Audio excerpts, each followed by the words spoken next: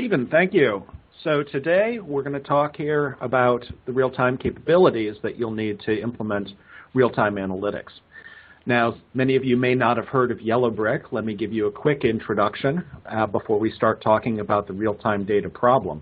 Yellowbrick is a company that is a SQL analytics company. We specialize in building the best and fastest SQL analytics database in the world. Once you have these kinds of capabilities, new capabilities of a cutting-edge, new generation SQL analytics platform, one of the first things you start talking about is the ability to process data faster and closer to real time. Those of you who have been in the industry for a long time know that real time as an analytics terminology has been with us almost forever. How fast is real time? What does real time look like? Should I be using an operational data store? Should I be thinking about NoSQL? How, in fact, do I plumb the more recent capabilities into a data lake, perhaps, to give the analytics horsepower that will really drive new business outcomes? So we see this at Yellowbrick, as has been seen in many companies, and we see some complexity of thinking around needing to create new analytics systems. So I'm going to take you through a few of what we've seen and how to plumb these things directly into your system in order to take advantage of next generation SQL analytics like Yellowbrick. So I've given a number of these. I know a number of you have seen these, and slides that just says, well, the amount of data is exponentially increasing, but what's really true is our ability to take a look at our recent behavior and recent signals intelligence, essentially, from individual people or sensors in an IoT world is really what's driving this next generation of analytics capabilities and the customer expectations, right? If I have just bought a couch, please don't sell me another couch. Dear God, I just bought it.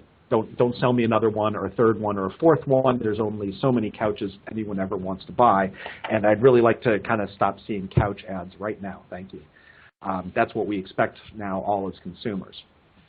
Now, the first problem that you have of trying to approach second-oriented real-time is that the ability to ingest the data and the fact that there are so many different silos in most data analytics systems. I was talking to a very large and prominent marketing technology company, and they said they had literally 12 different views of what a customer's identity is. So if you get a signal on one channel, let's say, I just bought a couch, then how do you reflect that over to, let's say, the ad business or some other piece of analytics to try to get closer and closer to real time? Siloing can be one of the greatest problems, and it also leads to the second point, third point there, which is data cleanliness. If I do have many different ideas of what an individual person is, there's often edges on that. Well, is a person a cookie? Is a person really a person? Is a person on this device, that device? And you end up with the kind of dirt in your data that can cause serious issues. So all of these problems end up with and give you the real-time problem that we all struggle with. How do we actually get us closer and closer to real time in the kind of second-oriented or minute-oriented time frame that allows us to really give what consumers are wanting? And so one of the points I'd like to highlight here is the last point on the slide, which is compatibility with SQL. So many of us have gotten used to doing our analytics with MapReduce jobs, with NoSQL databases, but we find eventually that some of the points of relational integrity end up being a massive win. And it's not just that there's old code that might be using relational architectures. It's that being able to have a data point that says, by the way, it was this user over here that was sensed at this point with talking to this website, and doing those through IDs as opposed to denormalized structures for performance can really clean up and make easier a lot of your data intelligence and real-time analytics systems. However, what's happened with those older data systems is relational systems and relational analytics systems simply haven't kept up with the kind of flows that we need today. So a lot of folks have then reached out to their data lake, which gives you a nice, cheap capability to be able to archive lots of data and then try to build analytic systems on top of that, such as sort of the Hive, Hadoop frameworks. Here at Yellowbrick, we took a different approach, but we saw the same problem. And so we believe that there is a great need, now more than ever, of SQL-based analytics that can incorporate history in a real-time world. So if you're talking about real-time, you are talking about real-time usually because there is, in fact, a set of history behind it. Right? If all you need to know is a person walked past this store, give them an advertisement, there's no real history there. But usually what you need to do is a person walked past this store, how many times have they done it in the past, have they ever bought from this store before, and what are they shopping for? For example, they just bought a couch, they walked past a couch store, maybe you don't want to give them that couch ad. So you do want to be able to see a fairly large amount of data, modest amount of data, say a month's worth of data or 2 months of data, is what I've seen as CTO from the folks who are trying to do this kind of real-time capability. So being able to do this does mean the right amount, and the right amount is often hundreds of terabytes to be able to drive real-time insights and real-time actions. How do you actually do this? Well, the first thing you need to do is you need to think about getting the data into your analytics system, right? And so there's often a lot of talk about ingest. Is it ETL? Is it a Kafka connector in the modern world? And how fast can these systems, in fact, go? It's not a bulk load in the terms of your grandfather's hour, 2 hour behind system or overnight system. We certainly need to get much closer to minute or second oriented system. And then we need a certain amount of scale. So what do these data pipelines look like? What we used to see was the old data warehouse model. You have apps, they write to the data warehouse, then you have analytics systems who are tied up, or business intelligence systems tied to that data warehouse. That had a fair amount of value and was powerful because as a data warehouse, you could count on it to keep the entire store of data. So it was one way to try to break down that siloing problem I mentioned earlier. However, as data has grown bigger, and silos are there for a reason, right? They're there because a particular business entity wants to keep control of its data, it wants to manage the amount of data, the time history, and it needs to filter because, well, the amount of data we can collect today has overwhelmed most data warehouse technologies. So thus we've started thinking about the data lake, right? And the data lake starts saying that let's pour into the data lake, and then let's have perhaps one or more data warehouses that can do the actual sums and aggregations and relational integrity checks. So we must be able to either push out of the data lake or push through something like a streaming Kafka connector or message bus into one of my data warehouses, or perhaps even several of them, to power the kind of data analytics that we've been talking about that are SQL-oriented. So these modern architectures could say, let's push into a data warehouse, or let's push our unstructured data into a data lake, and then have the data lake either on a repeated ETL process, then get into that same data warehouse. In this kind of case, a data warehouse is being used as an analytics engine just as much as it is anything else, right? You have your long-term store of the data lake, you have your unstructured data there, you have everything, but then you have some form of filter process, is one way to think about it. And a key element of this is also the ability to do this simply and start thinking even about ELT styles of use, right?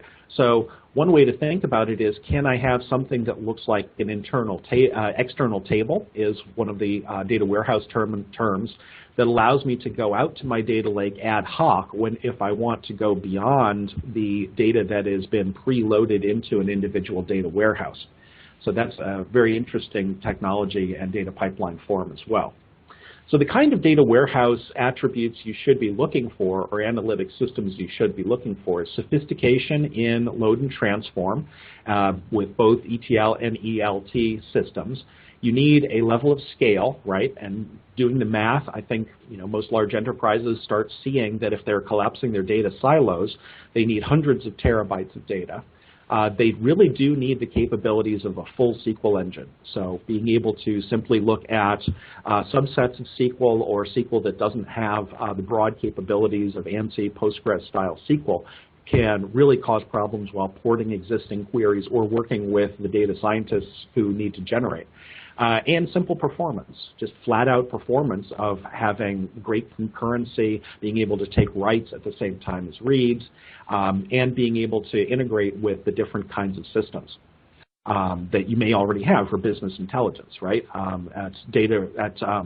At Yellowbrick, we certainly see a lot of Tableau, and Tableau really creates this amazing experience for anyone using a data warehouse. You get to see geographics, you get to coordinate and correlate, and the business user can simply pop out slides and insights at an amazing level. So you really, and there's other good tools, certainly, MicroStrategy, one of the slightly previous generations, still in great use. So you really want this rich connector environment for both getting data in and getting data out, as well as the kind of reliability of proper transactional integrity on your analytics and SQL store. What we've done at Yellowbrick is brought together some interesting hardware capabilities in order to be able to provide the next 10x in data capability.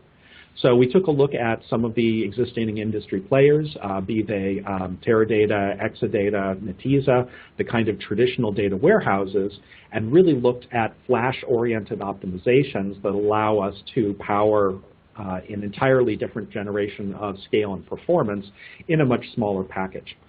So as an appliance, as a on-premises solution, which is how most folks want to be able to consume this kind of SQL analytics, there is the ability to scale up through and into the petabyte range, and the ability to do very complex SQL, lots of joins, lots of relational lookups, lots of cubes and rollups with your existing data warehouse systems, as well as the fact that it has a traditional Postgres-oriented ANSI SQL component, means that we can do initial integrations with all manner of tools really immediately. And we do have some of the first generations of, for example, we already are shipping Kafka connectors, Spark connectors,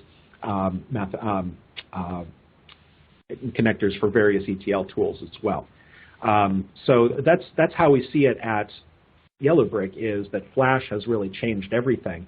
And it's not really just about taking your data lake and putting Flash under it, but in fact creating a new integrated SQL analytics system that really combines the next level of power to be able to do things in real time. Now you might say to yourself, but Brian, hey, look, there's this cloud thing out there, and while most of my data analytics is done on premises because of data security and data integrity, I do need the flexibility and agility of the cloud. And so Yellowbrick is already powering for public cloud deployments. The capability to create microservices internally, wrap them with cloud methodologies to create private and hybrid cloud deployments.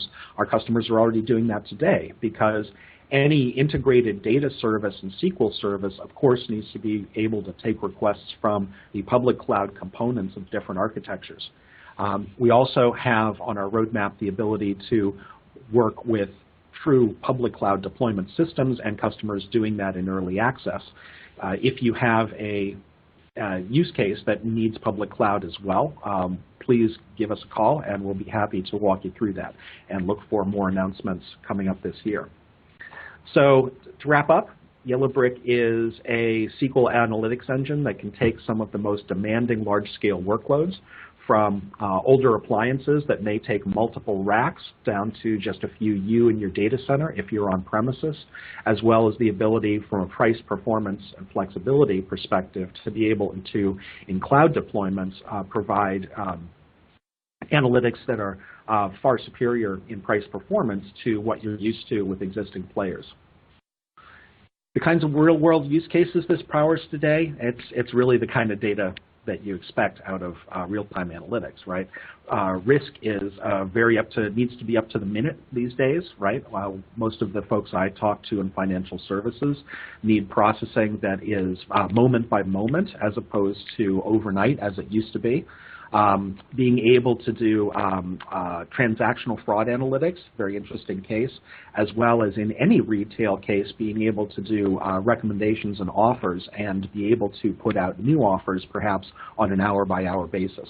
So those are lots of cases that we have already deployed with Yellowbrick, and we would look forward to any different conversations in that. So with that, I've got an introduction to the way that we at Yellowbrick think about real-time analytics and the kind of solutions we're offering in the area. Back to you, Stephen. Thank you very much, Brian. I'd like to introduce our final